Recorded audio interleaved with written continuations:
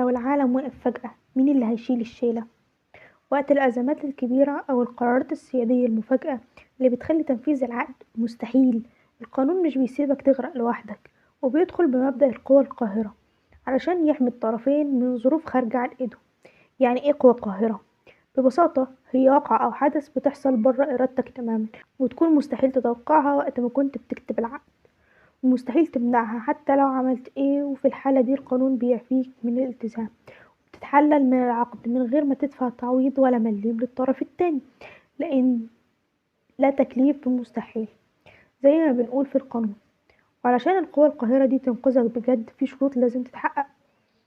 أول شرط عدم التوقع، يعني مش حاجة عادية بتحصل كل يوم والقوى القاهرة، لازم تكون حادثة استثنائية قلبت الموازين.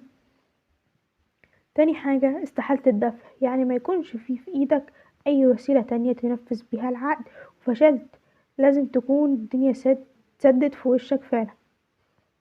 تالت حاجة الاستحقاق، يعني ما يكونش التقصير منك اصلا قبل ما القوى القاهرة دي تحصل وتيجي تلبسها فيها. طيب ايه الفرق بينها وبين الظروف الطارئة؟ دي معلومة مهمة جدا. القوى القاهرة بتخلي التنفيذ مستحيل فالعقد بينتهي أو بيقف، لكن الظروف الطارئة زي تغير مفاجئ وعنيف في الأسعار مثلا بتخلي التنفيذ مرهق جدا ومؤذي ماديا، بس مش مستحيل. في الحالة دي القاضي بيتدخل عشان يرجع التوازن للعقد، ويوزع الخسارة بين الطرفين بالعدل علشان مفيش طرف يفلس والتاني يتفرج عليه. نصيحتي النهاردة، وانت بتكتب عقدك لازم تحط بند صريح للقوى القاهرة وتحدد فيه أمثلة للحاجات اللي ممكن تعطلكم. ده بيوفر وقت ومشاكل كتير لو الدنيا اتغيرت فجأة، وكمان بيعرف كل طرف حدوده فين من أول يوم. لو حصلت معاك ظروف عطلت اتفاق كنت ماضي عليه، أو حسيت إن في ظرف طارئ غير موازين العقد معاك، احكيلنا اتصرفت ازاي.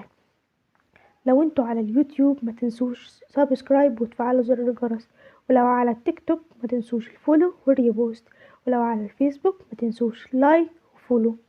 اشوفكم في الحلقة الجاية.